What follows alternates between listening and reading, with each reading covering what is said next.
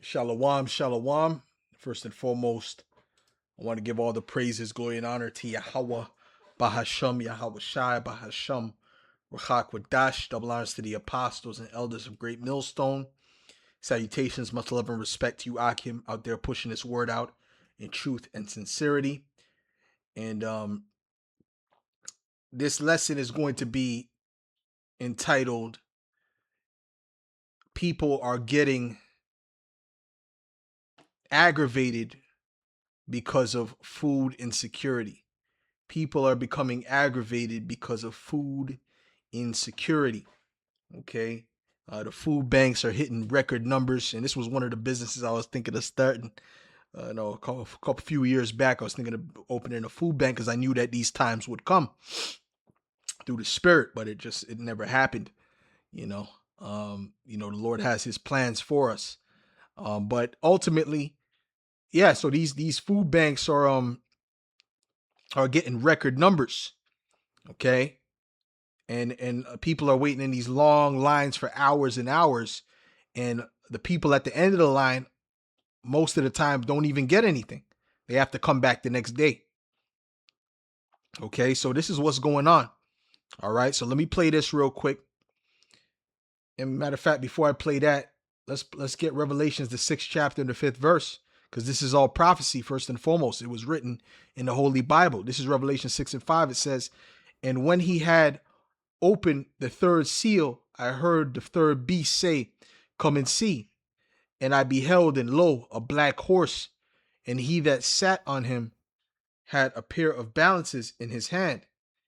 And I heard a voice in the midst of the four beasts say, A measure of wheat for a penny, and 3 measures of barley for a penny, and see that thou hurt not the oil and the wine." So when it says a measure of wheat for a penny, that's a day's wage back then, for like the average soldier, and that could buy a lot. That could have bought 3 meals. That could have bought a liter of wine along with the 3 meals. You have a little bit left over. So that was a decent wage. So that's only going to be able to buy you enough to feed a man of, moderate appetite. It's going to barely be able to feed one man. It used to be able to feed a whole family. When I'm saying meals, I'm talking about meals for a family of like 4 or 5 people. That's what I mean when I say meals. And it's going to be knocked down to only be able to pay for a man of moderate eatings meals, okay, or meal. You understand what I'm saying? So that showing you that the food is going to be very scarce and it's going to be very expensive. Well, that's what happens anytime there's a famine, right? When they were selling the dove's dung, right? That showed you that.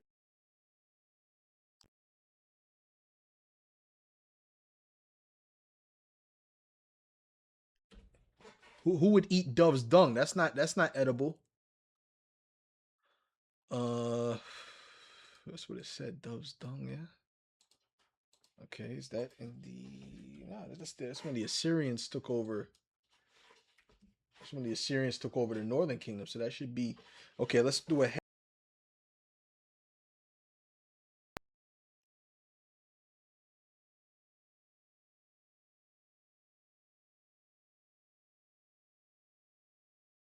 Uh,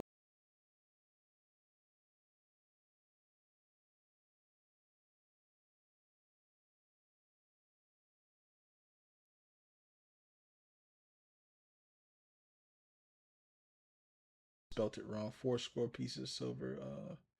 Ass. Okay, you got to put the S. Okay, the S at the end. Which this is not how you spell it in modern day times. You actually just put. Anyways. Okay, so let me read this. This is 2 Kings 6 and 25. This was when the famine was happening in Israel. You know. Okay, it says, "And it came to pass after this that Ben-Hadad, king of Syria, gathered all his host and went up and besieged Samaria." Right? So it was the Syrian king, okay, that was coming up against Israel. Excuse me. I think I said the Assyrians. "And there was a great famine in Samaria, And behold, they besieged it until an ass's head was sold for 80 pieces of silver. There's no meat on a donkey's head. There's no meat on the head of an animal. Okay, it's just skin and bone. So what is that telling you? That they were in such desperate situation that they were buying this for an exorbitant amount.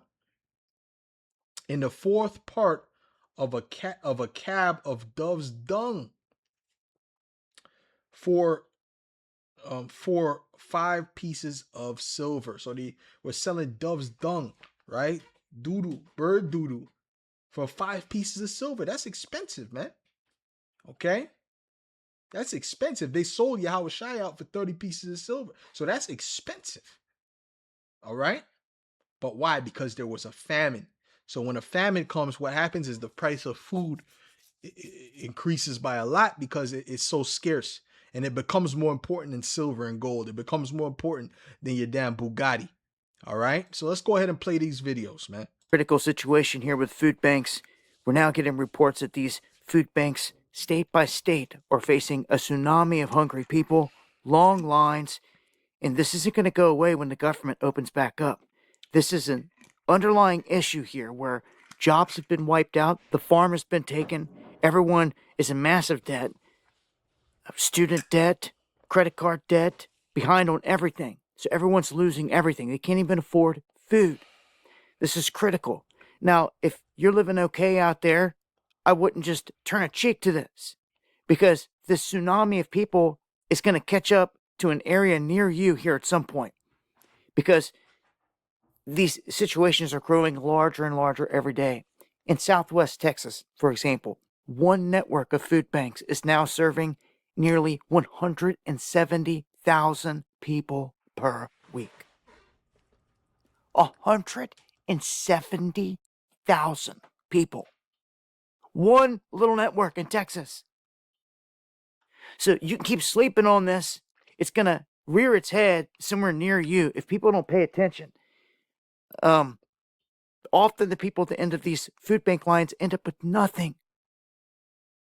That's why so many are lining up early, and that's devastating. For someone that really needs food, kids are starving at home, they've sat in line for 8 hours trying to get food, and they're told, you might as well leave, like that one lady did in the clip I showed the other night, and they give you a little voucher for something next time, but that doesn't help when you go back empty-handed. Now, this, again, is the point we're at because we've been set up, is how I see it. In Detroit, dozens and dozens of cars lined around the block yesterday for the same thing, to try to get food. In Colorado, you've got the same thing. People lined up at the food bank in Greeley before the doors were even opened, down and around the corner. So you already see, these people are in food scarcity. Okay, and I want to show you a video of this one woman, and she's losing it, man, because of the SNAP. Let's play this.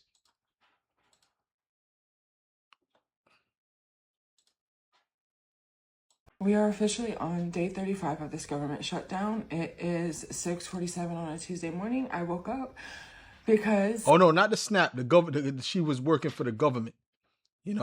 She was working for the government. Okay? I cannot sleep, and I'm at the point now where I am literally physically making myself sick. I've lost 20 pounds since the shutdown. A month has started, and I'm tired, and I know... Damn, she lost 20 pounds. Damn, that's serious, man. Okay? We're tired.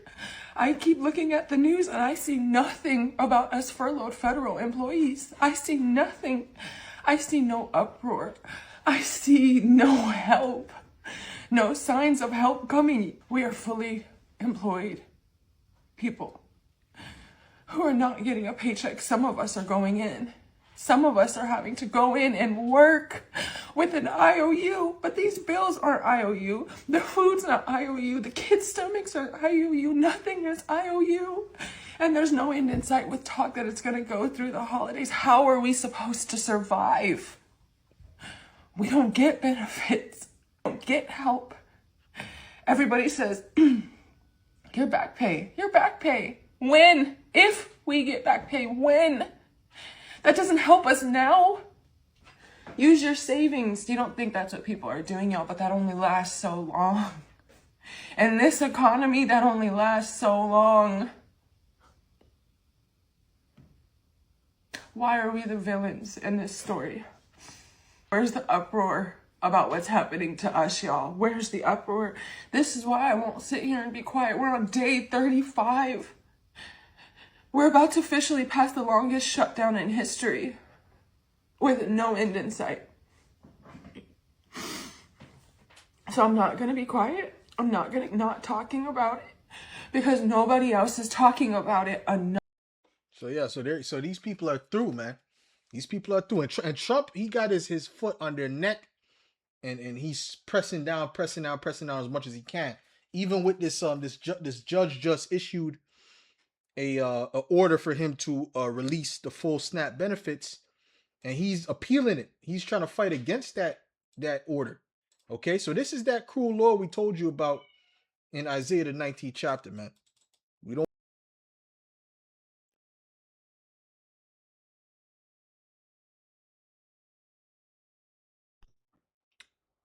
Verse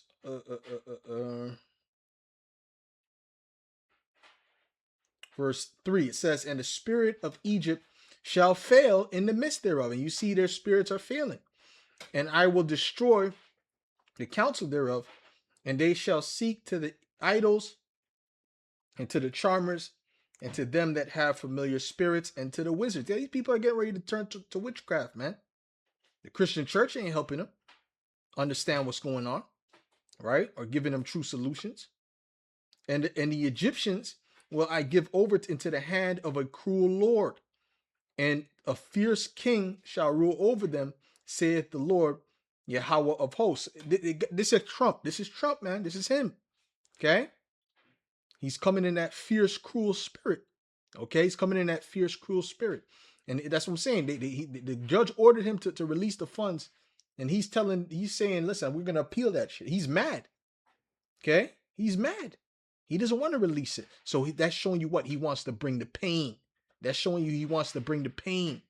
And that's what we need, because guess what? That's prophecy. Okay? He's going to fulfill the prophecy of the destruction of this place, man. Okay? And these people are going to go hungry, man. She lost 20 pounds. Well, eventually she's going to lose a lot more if she's not of the elect. Okay? Let's get 2nd Ezra, the 15th chapter. This is 2nd Ezra 15.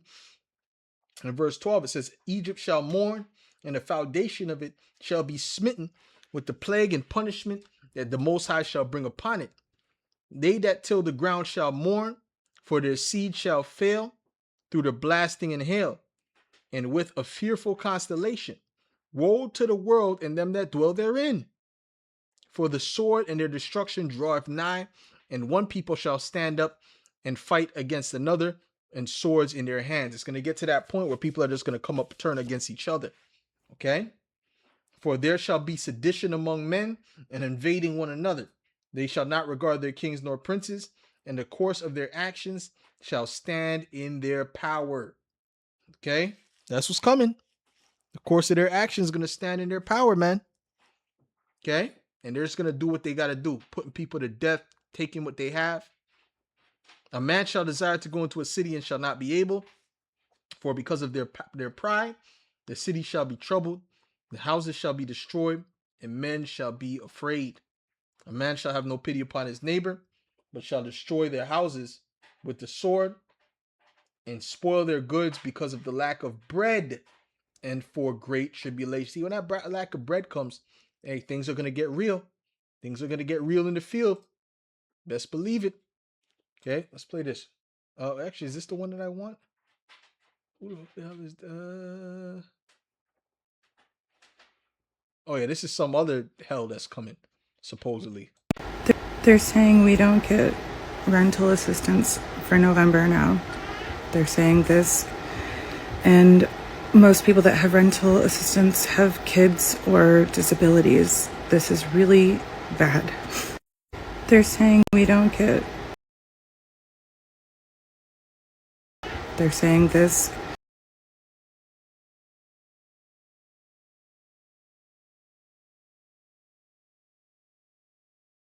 morning from Food Banks Canada says this country's hunger crisis is worsening at an accelerated pace. The organization says there were 2.2 million monthly visits to Canadian food banks in March of this year. That's 5% higher than March of last year and nearly double the number of visits since March of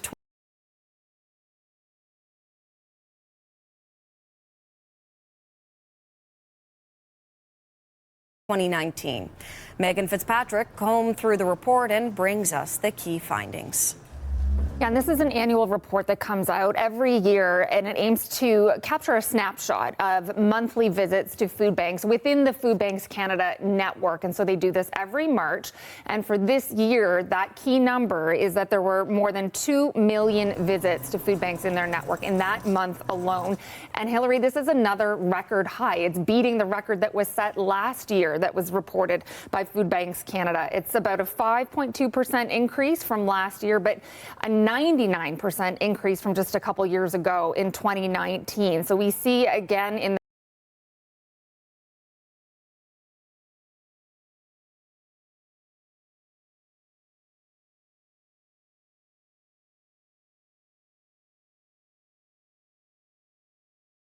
This whole economy is going to crash.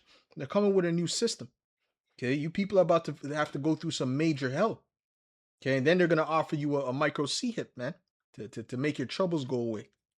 this report, the need for food banks just increasing year after year. This report takes a look at who is using food banks. And this report saying the fastest growing group that is turning to food banks as a source of food are employed people. It says 19.4% of clients in that month of March have jobs. And that is up from last year as well. And again, up quite a bit from just a couple years ago. Newcomers to Canada also represent a significant number of food bank users, 34%. Seniors is another growing group as well. The report noting many rely on government pensions for their income and the amount from their pensions just not keeping up with that increased cost of living.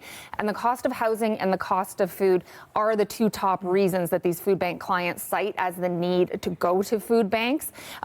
Just not keeping their wages, their incomes, if they're on social assistance, not keeping up with those increasing costs. And there are fears, they say in this report, that with rising unemployment, economic uncertainty due to the tariffs and trade war, that the need for food banks could go even higher than it already is. And it's very high. Obviously. Very high. And it sounds like based on the numbers you have, 1 in 5 food bank users have jobs, which is quite a staggering number. Yeah, because them jobs are not able to pay for these high ass prices. Hey man, this place is done, man. Place is done, all right? One of the next steps to come is that famine, all right? So this is Ezekiel 5:16. It says, when I shall send upon it, because you're going to lose your jobs too. Don't forget that.